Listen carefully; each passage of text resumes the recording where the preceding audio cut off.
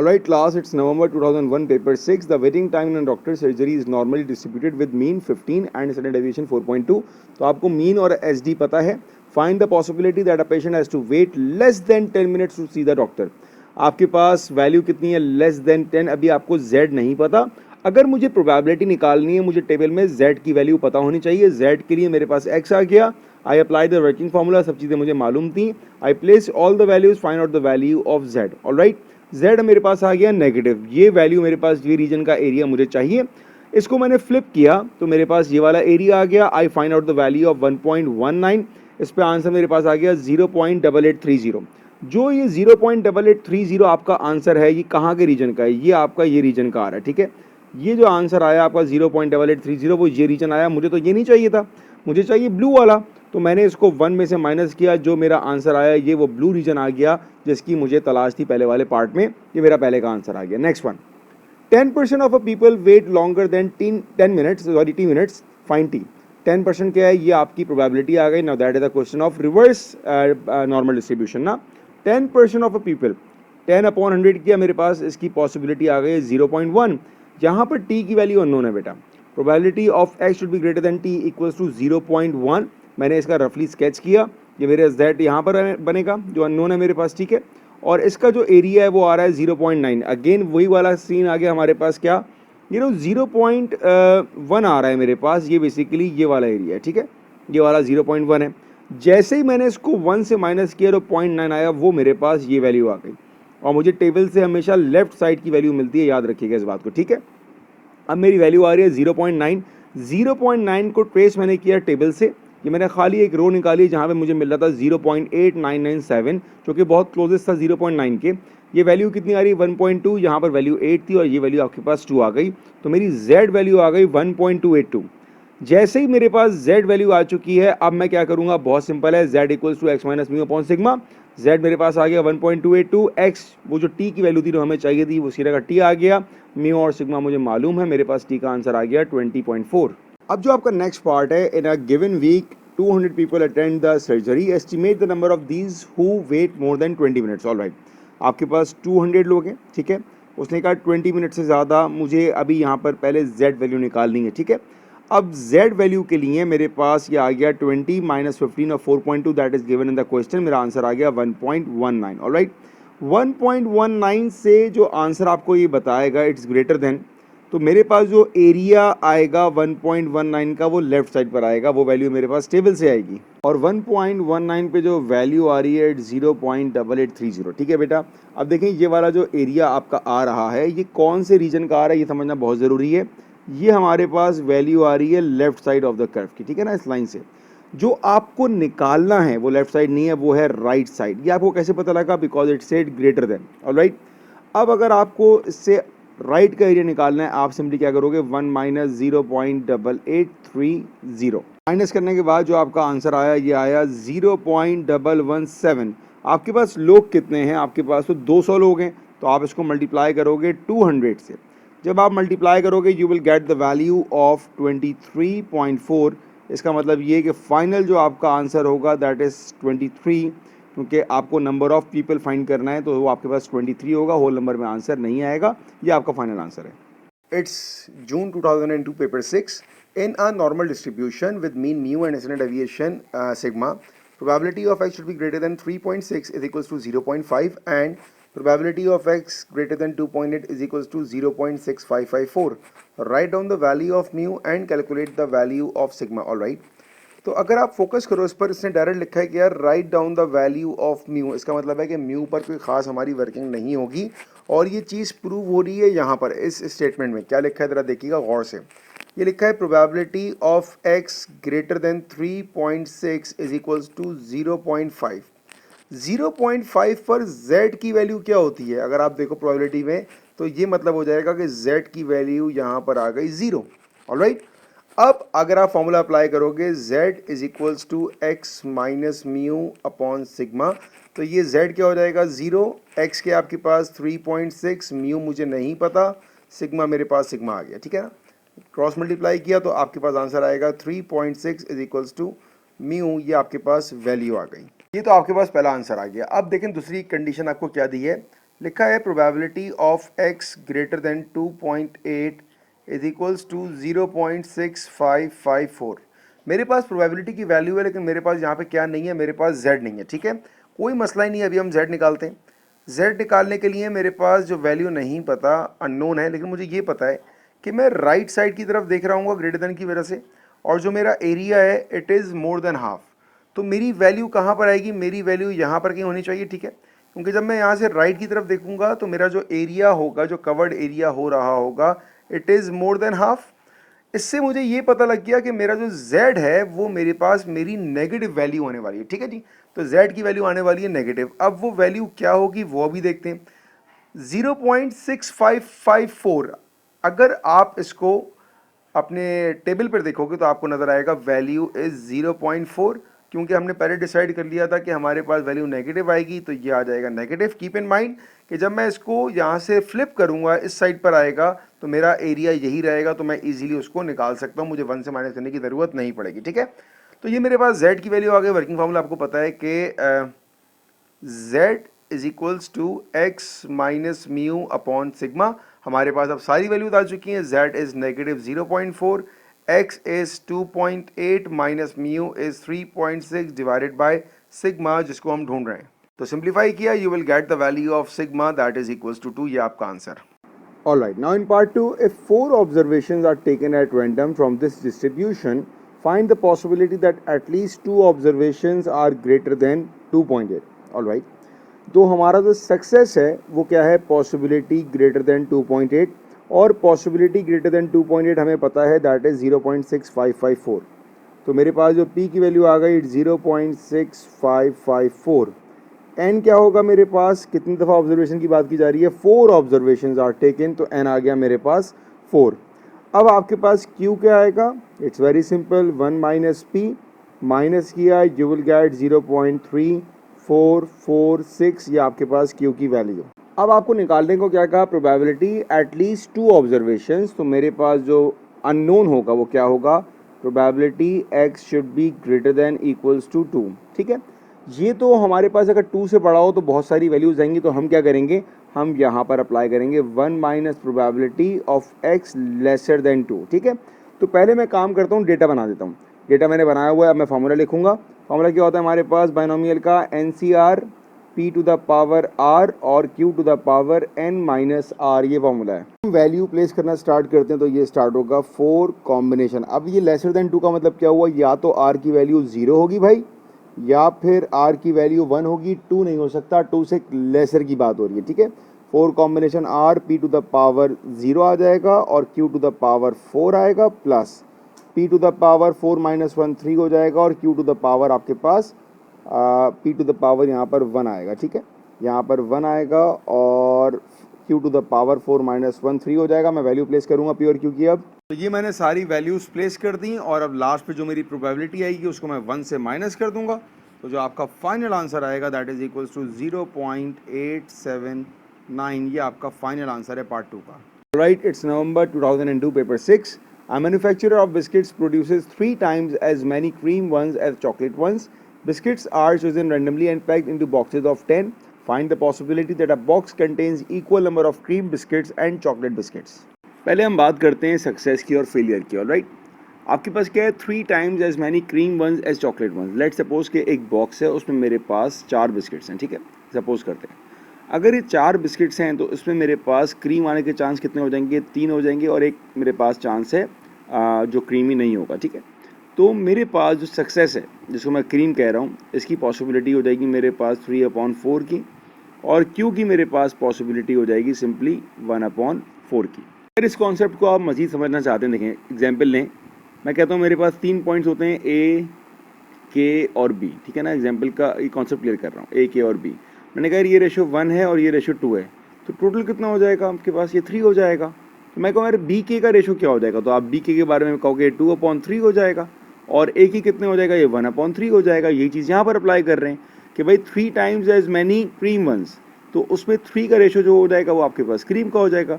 Total ratio कितना हो जाएगा, 3 अगर क्रीम वाले हैं तो एक चॉकलेट भी तो होगा मेरे पास, तो टोटल मेरे पास 4 आ जाएगा। तो ये कुछ इस तरह का कॉन्सेप्ट यहाँ पर क्लियर हो रहा है। ऑलराइट, तो मेरे पास पी और क्यू दोनों की वैल्यूज आ चुकी हैं। अब आते हैं इसकी प्रोबेबिलिटी पर बेटा। आपके पास 10 ऑप्शन है, ठीक है ना, आपके पास बिस्किट जो है वो 10 है और हम कह रहे हैं कि इक्वली हो, इक्वली या तो सक्सेस की तरफ जाएंगे या फेलियर की तरफ जाएंगे हम। तो मैंने अभी सक्सेस लिया हुआ है पी को, मतलब मैं कह रहा हूँ क्रीमी मेरी सक्सेस है। तो 10 कॉम्बिनेशन 5 ये आ गया इक्वल की तरफ। सक्सेस क्या है मेरे पास 3 डिवाइडेड बाय 4, पावर क्या आएगी 5। फेलियर क्या है मेरे पास 1/4, पावर क्या आएगी मेरे पास 5। सिंप्लीफाई किया आपने, आपके पास आंसर आया 0.584। ये आपका पहला पार्ट कंप्लीट हो गया। Alright, next one. A random sample of 8 boxes is taken. Find the possibility that exactly one of them contains equal number of cream biscuits and chocolate biscuits. अब यहाँ पर आपने boxes का भी sample लेना start किया है। Alright, so that is my second part. पहले क्वेश्चन को जरा अंडरस्टैंड करते हैं। मेरे पास यहाँ पर n की वैल्यू कितनी हो जाएगी, मेरे पास n की वैल्यू यहाँ हो जाएगी 8। आर कितना हो जाएगा 1, क्योंकि मैंने एक बॉक्स पिक करना है। लेकिन समझने वाली बात ये, उस बॉक्स की खास बात ये हो कि उसमें number of cream biscuits and chocolate biscuits are equal. Now that is the tricky part here. क्यों ट्रिकी पार्ट है, क्योंकि इसका जो सक्सेस होगा वो वही होगा जो आपने लास्ट पार्ट में फाइंड किया हुआ है, दैट इज़ 0.0584।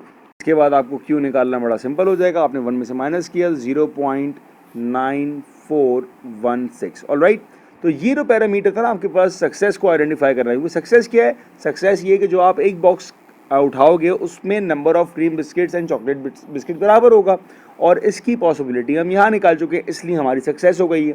अब फॉर्मूला अप्लाई कर दो बेटा, 8 कॉम्बिनेशन 1, सक्सेस पावर 1 और फेलियर पावर 8 - 1 is 7।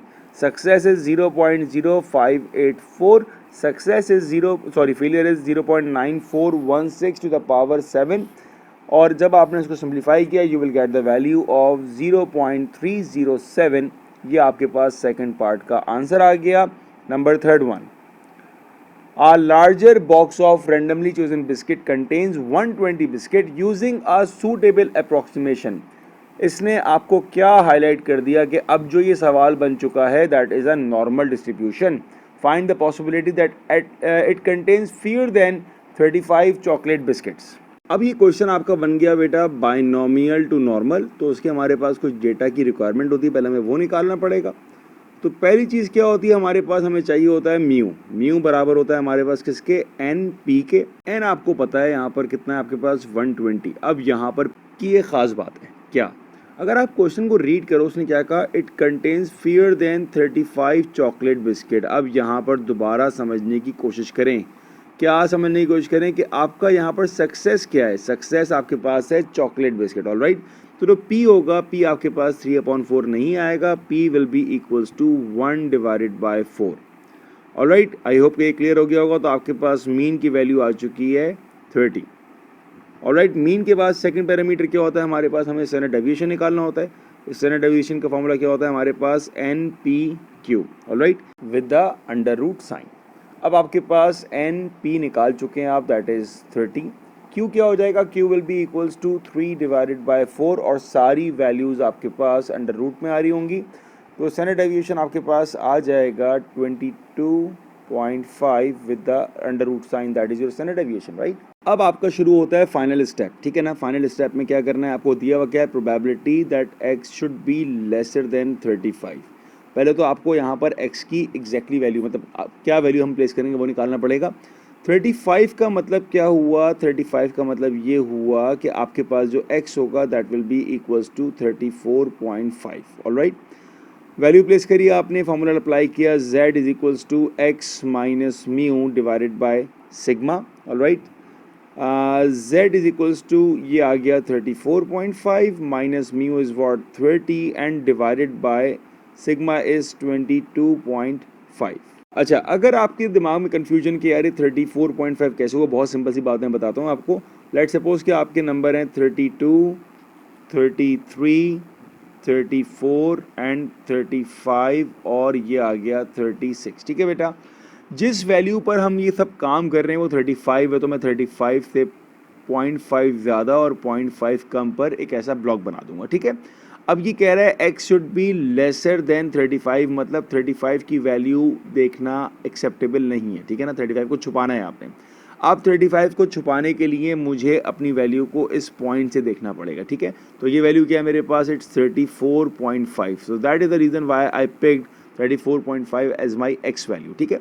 जो आपको वैल्यू चाहिए हो वहाँ पर आप ऐसी ब्लॉक बना दो और फिर आप देखो कि आपकी वैल्यू कहाँ पर है, लेस देन पर है। तो आपको 35 को नहीं देखना है, इसको पर्दे में रखना है आपने, ठीक है बेटा। तो इस तरह आपकी एक्स वैल्यू आ गई। अब इसको आपने सॉल्व किया तो you can get the z value. So that is equals to 0.949। ये आपके पास आपके जेड की वैल्यू आ चुकी है। इसके बाद मेरा काम बहुत आसान हो चुका है। अब मैं सिंपल अपने पास टेबल बनाऊंगा। मेरे पास मेरी z की वैल्यू क्या है, 0.949 है। 949 पे मैं यहाँ प्लेस कर दूंगा और जो मुझे एरिया रिक्वायर्ड है वो वही एरिया है जो मुझे डायरेक्ट टेबल से मिल जाएगा। तो मैं z की वैल्यू 0.949 पर प्रोबेबिलिटी निकाल लूँगा टेबल से। अब तो जब मैंने टेबल से निकाली वैल्यू मेरे पास आ गई 0.8264, ठीक है ना, 23 ऐड की टेबल की वजह से। तो जो मेरा फाइनल आंसर आ रहा है ना ऐड अप करने के बाद, दैट इज 0.829। ये मेरा फाइनल आंसर आ गया इस प्रोबेबिलिटी का। It's November 2002, paper 6. The distance in meters that a ball can be thrown by people at a particular school follows a normal distribution with mean 35 and standard deviation 11.6 meters. Find the probability that a randomly chosen people can throw a ball between 30 and 40 meters. मेरे पास mean है, मेरे पास standard deviation है, मेरे पास जो range है वो 30 से 40 है, जिसकी मुझे प्रोबेबिलिटी फाइंड आउट करनी है। तो मैं ये कह सकता हूँ what we need to find out, x should be greater than 30 and lesser than 40। बहुत ही सिंपल सवाल हो गया। अब स्टार्ट करना है हमने अपनी वैल्यूज़ को z से। ऑलराइट, मुझे z वैल्यू निकालनी पड़ेगी, तो मैं एक छोटी सी हेडिंग डाल देता हूँ z वैल्यू। पहले मुझे z वैल्यू निकालनी है 30 के ऊपर ना। तो जब मेरे पास x 30 होगा तो मैं फॉर्मूला अप्लाई करूँगा, z is equals to x minus mu divided by 11.6, ठीक है। और जब मेरे पास x 40 होगा तो मेरे पास z वैल्यू क्या बनेगी, z is equals to 40 minus 35 divided by 11.6। ये मेरे पास दो वैल्यूज़ आ चुकी हैं z की, ठीक है ना। तो मुझे चाहिए -43.4310 से प्लस 0.4310 तक चाहिए।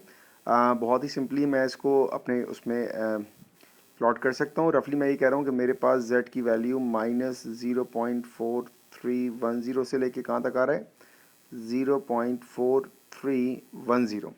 तो अगर मैं इसका टेबल बनाऊँ, सॉरी ऐसा ग्राफ बनाऊँ इसका मैं, तो मेरे पास जो पॉजिटिव वैल्यू है वो क्या है, दैट इज़ 0.4310 और जो नेगेटिव है इट्स 0.4310, ठीक है। मुझे जो एरिया निकालना है वो इसके बीच का शेडेड एरिया निकालना है, ठीक है। इसको मैं अभी कलर करूं तो ये एरिया मेरा रिक्वायर्ड रीजन है जिसकी मुझे प्रोबेबिलिटी चाहिए। अब अगर मैं इसकी वर्किंग कुछ ऐसे करूं, मुझे जो एरिया चाहिए मुझे ये चाहिए यहाँ से। अगर मैं इसकी प्रोबेबिलिटी निकालता हूँ 0.4310 तो ये मुझे पूरा मिल जाएगा, ठीक है। और अगर मैं नेगेटिव वाले की निकालता हूँ तो मेरे पास ये वाला एरिया आ जाएगा, ठीक है। तो अगर मैं इस पूरे एरिया में से ये वाला एरिया माइनस कर दूंगा तो ये मेरे पास शेडेड रीजन आ जाएगा जिसकी मुझे तलाश है। तो यहाँ पर जो अब प्रॉब्लम क्रिएटर कर रहा है वो ये वाला हो गया, इसकी तो मेरे पास प्रोबेबिलिटी पूरी आ जाएगी, ठीक है भाई। आपको ये मालूम है कि अगर हम इसको रिफ्लेक्ट कर देंगे, मैं अभी सिर्फ बात करता हूँ नेगेटिव वाले की, ठीक है ना। नेगेटिव 0.4310 की बात हो रही है, तो इसको अगर मैं रिफ्लेक्ट कर दूंगा तो ये पॉजिटिव साइड पर आ जाएगा, ठीक है। जो मेरा रिक्वायर्ड एरिया है जो मुझे चाहिए वो इस वक्त ये वाला होगा, ठीक है। तो जब मैं रिफ्लेक्ट करूँगा वो एरिया मेरे पास ये वाला बन चुका होगा। तो सिंपली मैंने यहाँ पर 1 में से माइनस करना होगा प्रोबेबिलिटी को, ठीक है। 1 माइनस प्रोबेबिलिटी क्या आ रही है इसकी, जेड टेबल से देखते हैं अभी। ऑलराइट, मेरे पास पॉसिबिलिटी थी 1.4310, मैंने जेड टेबल पे देखा 0.43 और ये आ गया 1, तो ये आंसर आया मेरे पास 0.6668, ठीक है। इसको मैंने 1 से माइनस किया तो मेरे पास ये वाला एरिया आ जाएगा। अब हमारे पास ये एरिया जो मैंने यहाँ निकाला है और ये वाला एरिया हमारे पास सेम आ रहा होगा, ठीक है। तो 0.431 की जो हमारे पास प्रोबेबिलिटी आ रही है ब्लैक लाइन वाली, ये आ रही है 0.6668, ठीक है। और जो एरिया मैंने अभी येलो से निकाला है इसका मेरे पास आंसर आ रहा है 0.3332। आपका जो आंसर है रिक्वायर्ड रीजन है वो ये है। तो इसके लिए हम क्या करेंगे, हम इन दोनों को माइनस करेंगे, ठीक है। तो इसका जो आंसर मेरे पास आएगा दैट विल बी 0.6668 माइनस 0.3332 जो मैंने निकाला है। तो दोनों को माइनस किया, आपके पास आंसर आएगा 0.334 ये आपका फाइनल आंसर है। After that, in second part, the school gives a certificate to the 10% of the people who throw further than a certain distance. Find the least distance that must be thrown to qualify for a certificate. All right. Now this question is from the inverse कि आपको यहाँ पर possibility पता है, that means 10%. तो मेरे पास ये आ गया 0.1. मुझे यहाँ पर z की वैल्यू नहीं पता. ऑल राइट, तो पहले मैंने अपने पास एक रफली टेबल बनाया. 0.1 मेरे पास राइट पर आएगा क्योंकि यहाँ पर साइन हमारे पास ग्रेटर का है. ठीक है, 0.1 को मैंने जब 1 से माइनस किया तो मेरे पास ये वाला सारा एरिया आएगा जिसकी मुझे ट्री डायग्राम अपना नॉर्मल टेबल से मुझे उसकी वैल्यू मिल जाएगी. ठीक है ना, ये वाला. तो जब मैंने 0.1 को मैंने माइनस किया, so I got the value of 0.9. और 0.9 को अगर मैं ट्रेस कर रहा हूँ तो मेरे पास जो वैल्यू आ रही है इट्स 1.82. ऑलराइट, ये मैंने वो सिंपल एक टेबल से मैंने एक इसकी रो निकाल ली है जहाँ पे मेरे पास वैल्यू क्या आ रही थी 0. देखें यहाँ पर लिखा गया है 8997. तो मतलब मुझे इसमें +2 और ऐड करना पड़ेगा तो मेरे पास जो वैल्यू आएगी इट्स 1.82. ये मेरा z आ गया. ऑलराइट, एक दफ़ा मेरे पास z आ गया. I need to apply the working formula of z equals to x minus mu upon sigma. मुझे यहाँ पर x निकालना है, z मेरे पास आ चुका था. I place all the values and find the value of x here. It's June 2003, paper 6. Kamal has 30 hens. The possibility that any hen lay an egg on any day is 0.7. Hens do not lay more than one egg per day, and the days on which a hen lays an egg are independent. First part, calculate the probability that on any particular day Kamal hens lay exactly 24 eggs. सबसे पहले काम मैं data बनाता हूँ. कमाल के पास कितनी hence है भाई? कमाल के पास 30 हैंस हैं. द पॉसिबिलिटी कि वो एग देंगी that is 0.7. So probability is 0.7.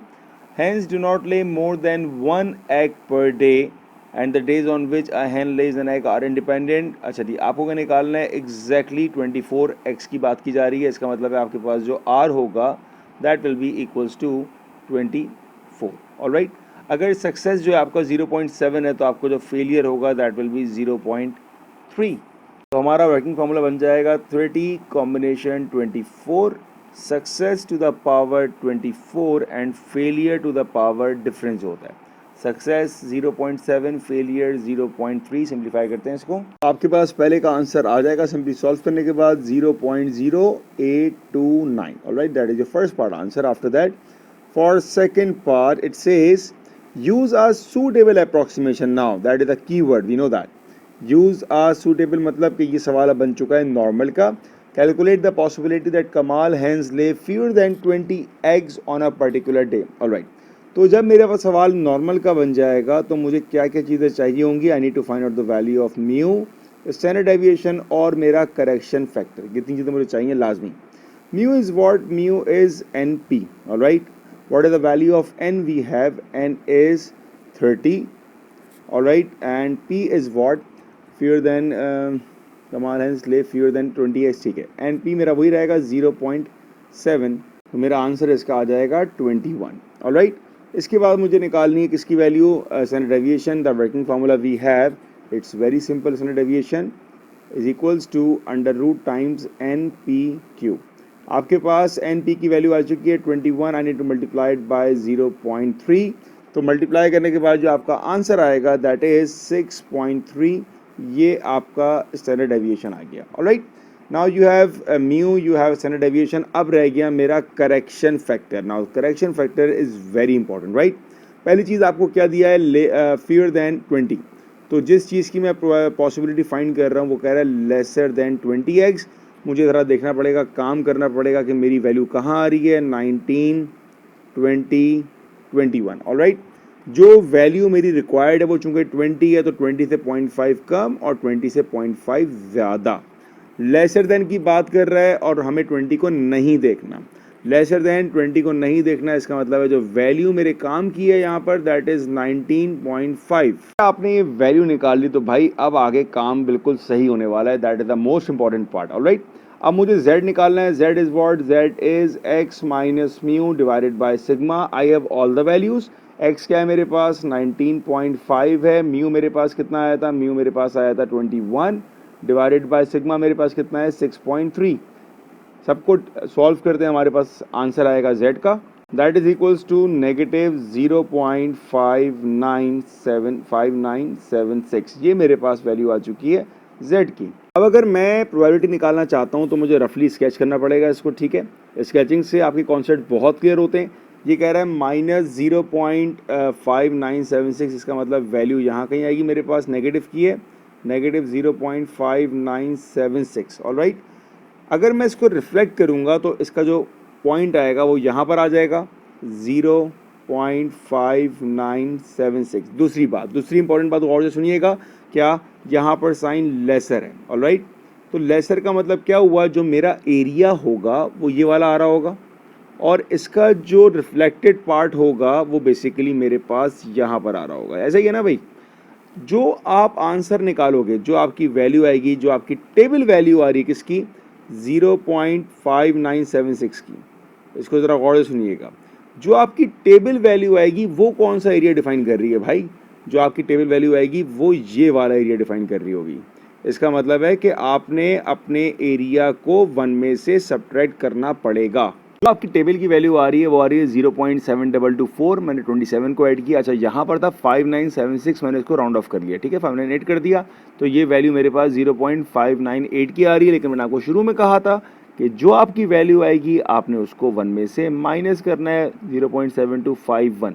जब आपने इसको सेपरेट कर दिया यू विल गेट 0.275। अच्छा, ये कौन सा एरिया है, ये वो एरिया है जिसको आपने अभी फिगर में येलो से कलर किया हुआ है, ठीक है। तो ये आपका आंसर है।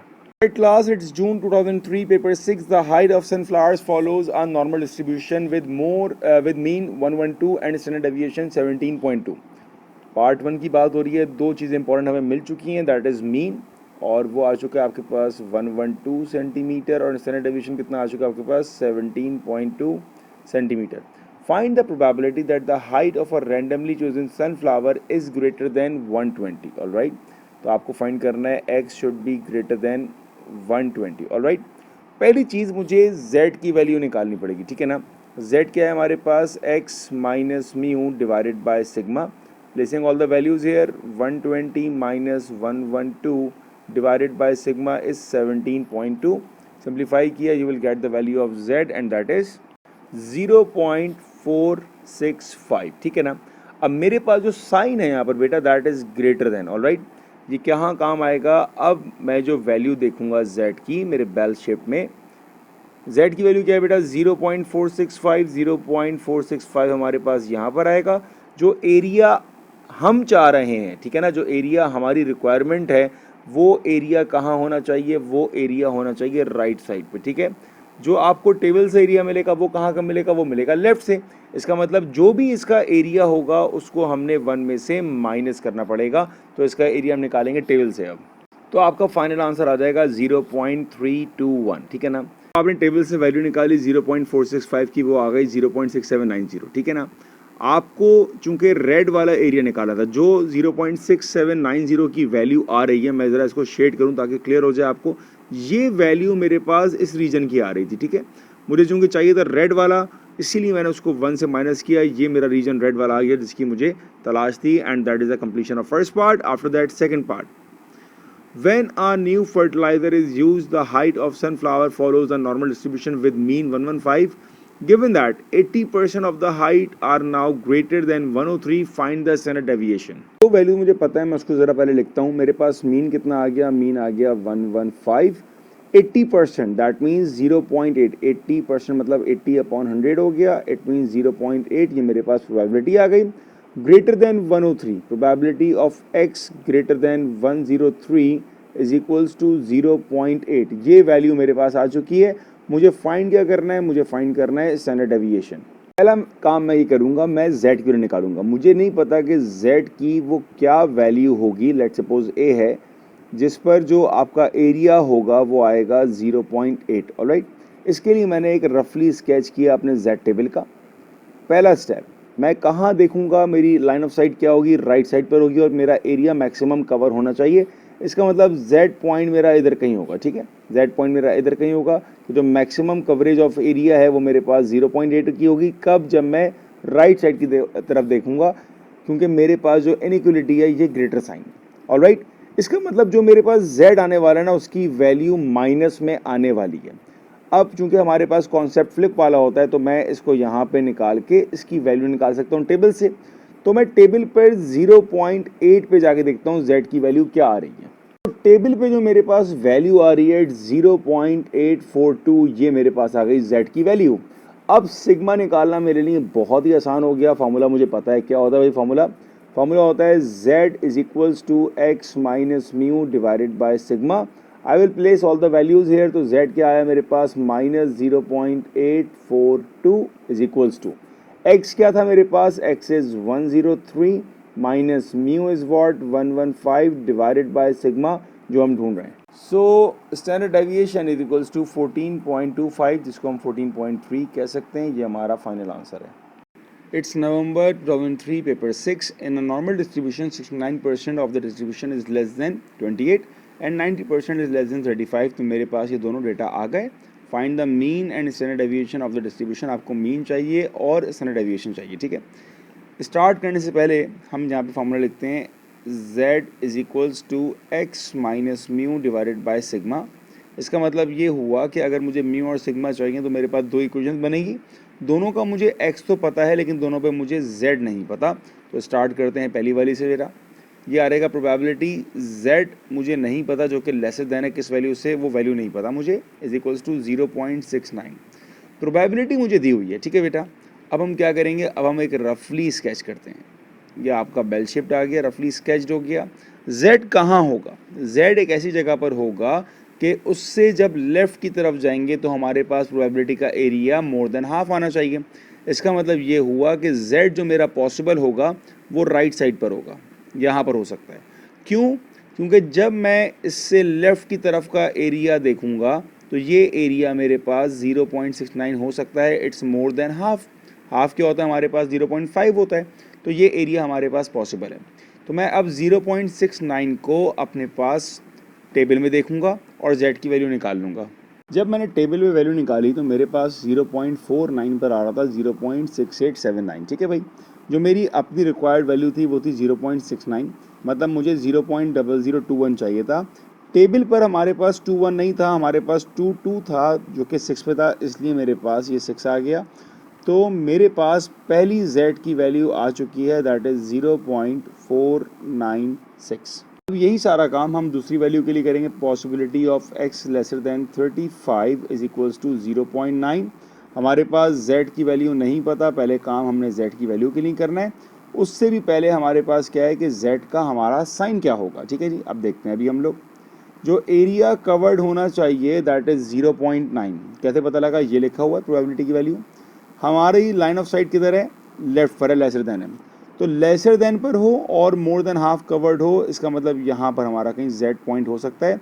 z is positive, right. यहाँ पर अगर पॉइंट होगा, अगर आप इसके लेफ्ट पर देखो तो आपके पास जो एरिया होगा that is more than half, right. इसलिए हमारे पास ये यहाँ z की वैल्यू लाई कर रही है। पहली बात तो क्लियर हो गई हमारे पास। अब हम अपने टेबल पर देखेंगे क्या एरिया की वैल्यू 0.9 किस वैल्यू ऑफ z पर आ रही है। ये मेरे पास डायरेक्ट वैल्यू दी है कि जब प्रोबेबिलिटी आपकी 0.9 हो तो हमारे पास z की वैल्यू क्या आ रही है, इट्स वेरी सिंपल 1.282। मेरे पास दोनों z की वैल्यू आ चुकी है, मेरा मेन काम हो चुका है। अब सिंपल मैंने फॉर्मूला अप्लाई करना है, कौन सा भाई, लिख रहा हूँ मैं सेंटर में, z is equals to x minus mu over sigma. अब अगर मैं लेफ्ट वाली इक्वेशन के लिए अप्लाई करूँ तो z मेरे पास क्या है 0.496 इक्वल्स टू x क्या था हमारे पास 28 माइनस म्यू ओवर सिग्मा, और राइट वाले के लिए क्या हो जाएगा 1.282 इज इक्वल्स टू x क्या था 35 minus mu over sigma. Solve करेंगे साइमल्टेनियस इन दोनों को। ये हमारे पास इक्वेशन 1 आ गई, ये हमारे पास इक्वेशन 2 आ गई। हम यहाँ से इजीली वैल्यू निकाल लेंगे अब सिग्मा की और मीन की। सिंप्लीफाई किया आपने सबको तो आपके पास एंड पर सिग्मा का आंसर आ रहा है that is equals to 8.91। Alright, इस सिग्मा की वैल्यू को मैं अपनी इक्वेशन 1 या इक्वेशन 2 कहीं पर रिप्लेस कर सकता हूँ तो मेरे पास म्यू की वैल्यू आ जाएगी। इनफैक्ट मैं एक काम ये करता हूँ कि मैं अपनी सिग्मा को यहाँ पर प्लेस कर रहा हूँ, ठीक है। मेरे पास म्यू क्या आएगा, mu is equals to 35 minus 1.282, sigma is 8.91। Simplify आपने किया, you will get the value of mu that is equals to 23.6। ये आपका आंसर।